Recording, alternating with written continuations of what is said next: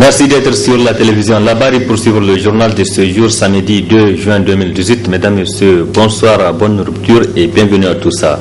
68e jour de détention des acteurs de la société civile nigérienne engagés dans la lutte contre la loi de finances 2018, arrêté le 25 mars dernier et incarcérés dans les prisons civiles de la région de Tillabéri.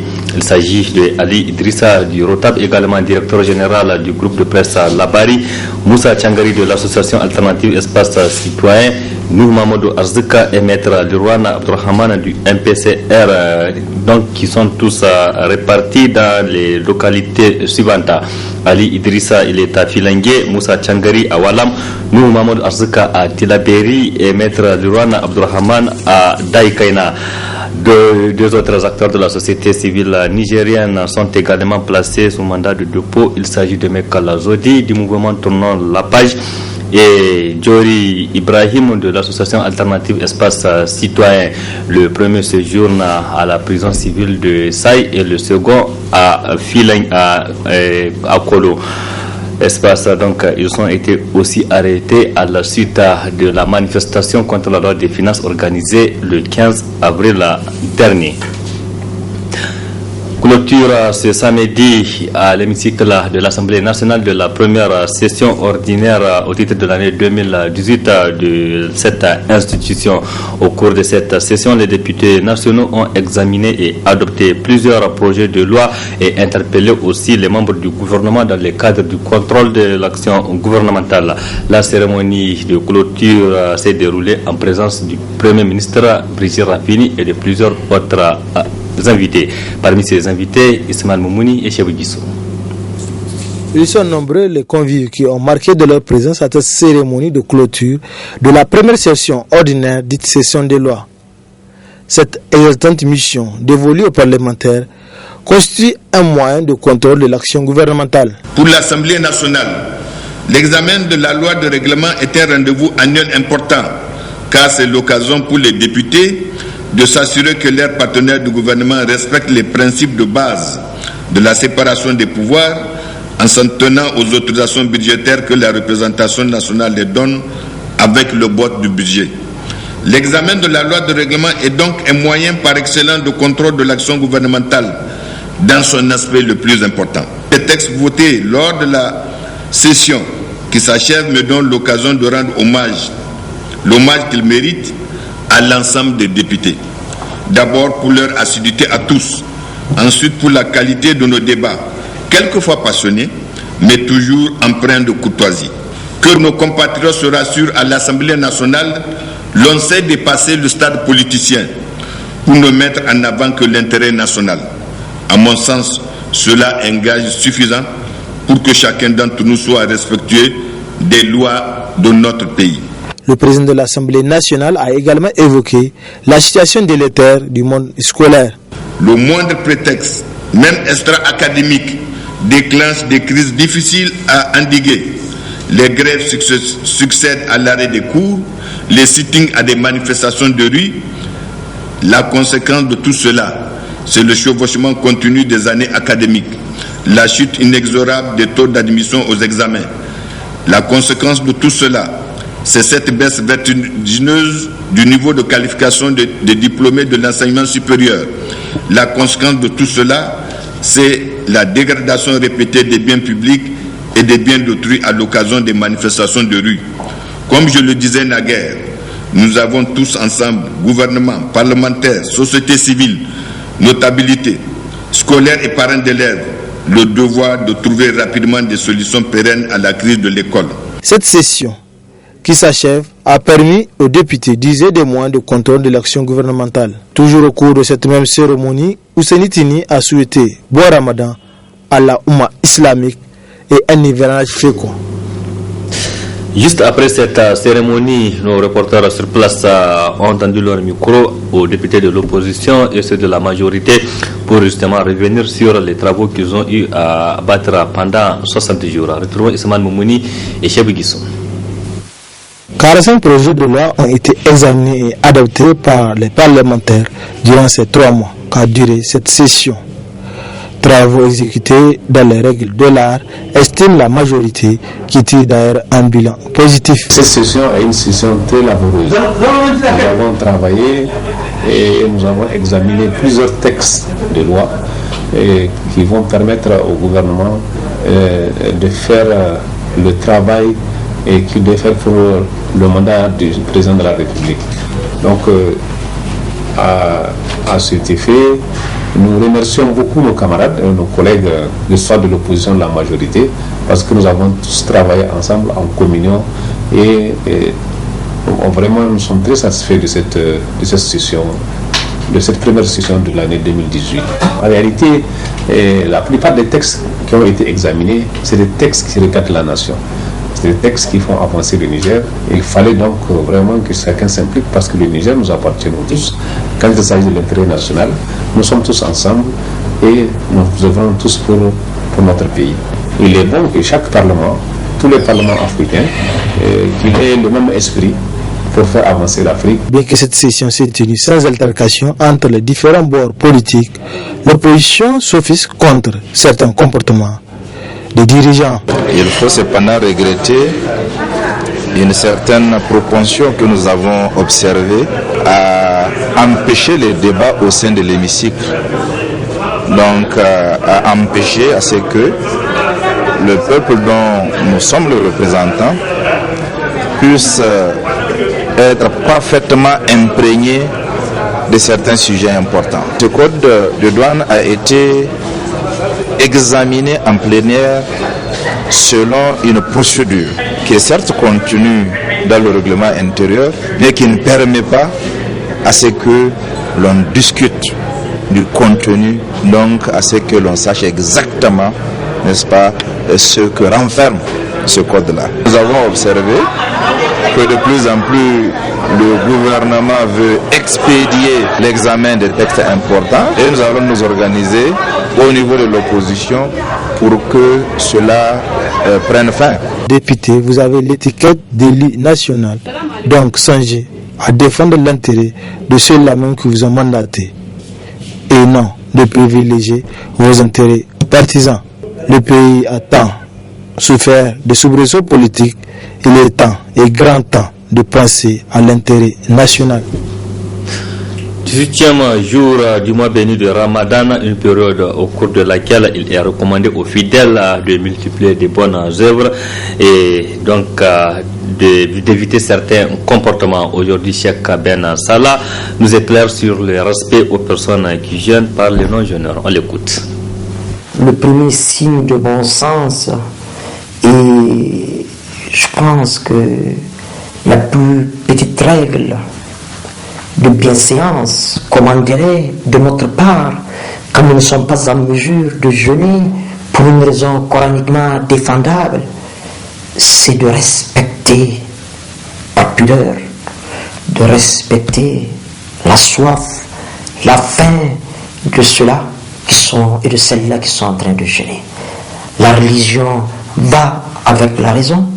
Je pense bien que on n'a pas besoin d'avoir appris le Coran par cœur, d'avoir 6000 hadiths en tête pour comprendre que lorsque nous-mêmes nous ne sommes pas en train de jeûner, en principe d'ailleurs je pense bien que pour nous-mêmes ça va être un peu lourd pour nous si on a un minimum de décence dans la conscience de ne pas manger, de ne pas boire, de ne pas fumer devant ceux-là et celles-là qui eux ont eu la science de jeûner.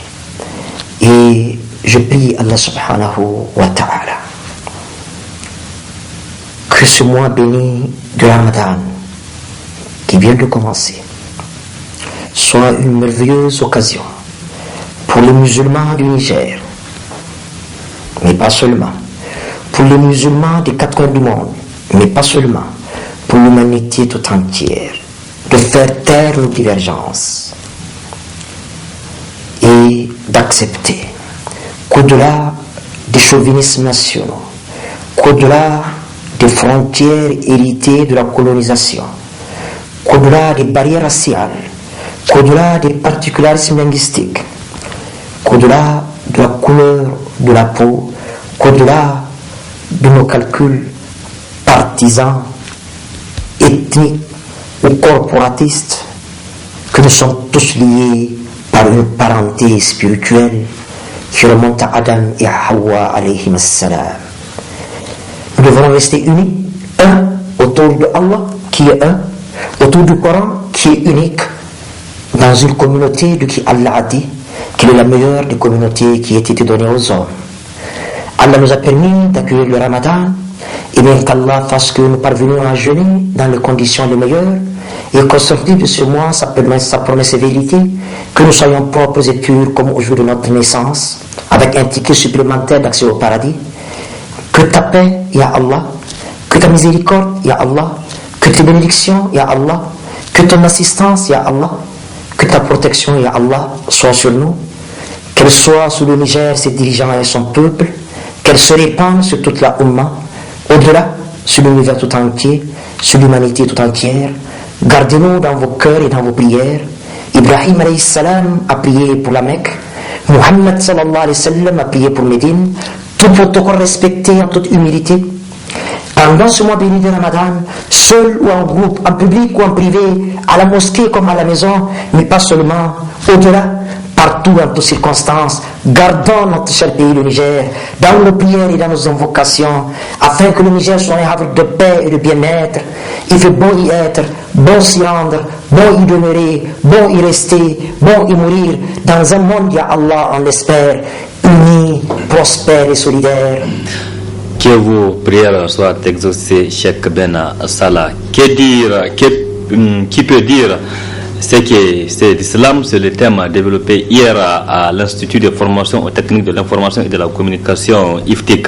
Ils étaient nombreux, les étudiants et le personnel qui ont pris part à cette conférence débat suivi de rupture collective. Ils étaient également présents, nos reporters Abdelrazak Hamidou Léo et Nasser Seydou. C'est une conférence suivie de rupture collective, la deuxième du genre, organisée par l'Association des étudiants musulmans du Niger, l'AEMN, zone 2.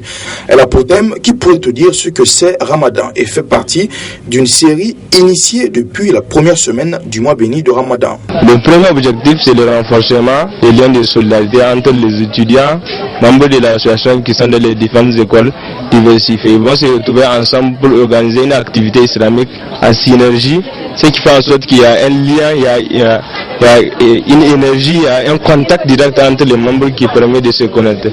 La deuxième des choses, il y a entre les membres de l'association qui vont se retrouver ensemble pour rompre les cadres de renforcement des liens entre les membres de l'association. De l'autre côté aussi, on sent l'implication des administrateurs, ce qui fait en sorte qu'on sent un mouvement, une marche d'ensemble de l'association qui va vers son objectif commun. Cette deuxième conférence est organisée en collaboration avec l'Institut de formation aux techniques de l'information et de la communication IFTIC. Avec le mois de Ramadan, on a dit pourquoi ne pas en profiter avec ce mois béni de Ramadan pour vraiment continuer à faire nos organisations. C'est pourquoi on a vraiment essayé cette rupture collective pour que nous tous nous puissions vraiment en profiter de ce mois béni de Ramadan. Pour que vraiment nous puissions comprendre de Ramadan, qu'est-ce que vraiment en réalité le Ramadan, qu'est-ce que nous devons comprendre de ce mois béni de Ramadan. Le choix du thème est très pertinent et prend tout son sens pendant ce mois de Ramadan. Qui pourra te dire ce que Ramadan, par rapport au mois de Ramadan, par rapport à ce qu'il apporte, par rapport à comment l'accueillir, à comment le vivre et à comment en sortir. Deuxième partie de l'exposé, le jeûne en tant que tel, quelle est la discipline à observer, quelles sont les obligations, quels sont les actes recommandés par rapport au jeûne en vue de le parfaire et de le réussir, et en même temps réussir ce rendez-vous devant la fontaine de toutes les miséricordes, Allah subhanahu wa ta'ala. Et enfin, en troisième partie, les jeûneurs que nous sommes. Et la question dans cette dernière partie, justement, de jeter un regard diagnostique sur l'état des jeûneurs et l'état de leurs jeûnes. Ainsi, après Amr Sultan, la zone 1, l'IFTIC pour la zone 2, c'est l'IPSP C'est l'IPSP pour la zone 3 qui accueillera cette troisième conférence suivie de rupture collective, initiée toujours par cette structure des étudiants musulmans du Niger. Un tour dans la capitale maintenant pour constater un peu l'état de route après la pluie d'avant-hier. Certaines voies sont déjà impraticables, nous rapporte Asma Oseidou et Nasser Seydou. La saison de pluie s'installe. Le calvaire s'annonce pour certains usagers de la capitale Niamey. Dans certains quartiers comme Banizumbu, Lazare, Bobiel, pour ne citer que ceux-là. Presque toutes les voies des quartiers de la ville de Niamey sont impraticables pendant la saison pluvieuse. Un casse-tête pour ces usagers, d'où ce cri de cœur. Ils n'ont qu'à nous voir dans ce cas-là. Il y a deux, latérite principale. Il y a celui-là et celui de Lazare là. Et ceux de Lazare, on ne peut pas passer pendant l'hivernage, on ne peut jamais passer. Ça c'est peu, ça c'est peu. Si l'hivernage arrive même, tu ne peux pas passer ici. Plein de l'eau, ça va prendre de l'eau. Tu ne peux même pas passer, tu ne penses même pas passer ici. Donc le gouvernement n'a qu'à voir nos cas. Comme ce sont des grandes voies, ils n'ont qu'à arranger ça, c'est bon, ça nous intéresse. Et aussi, bon, on serait jouable pour eux, on peut les féliciter dans ça aussi. Ils n'ont qu'à voir les quartiers périphéries là. Faut pas, ils vont calculer qu'il n'y a pas de grands tubes dedans. Non, ils n'ont qu'à les voir parce que ce sont leurs militants qui sont dedans. Donc, ils n'ont qu'à arranger les routes là, c'est très bon. Pour soulager les souffrances des habitants de ces quartiers et donner un visage de la capitale à la ville de Niamey, les autorités doivent réhabiliter ces voies, même si c'est avec de la latérite. Point final de cette édition, merci à vous de l'avoir suivi. Restez en compagnie du programme de la télévision Labari. Au revoir, excellente nuit à toutes et à tous.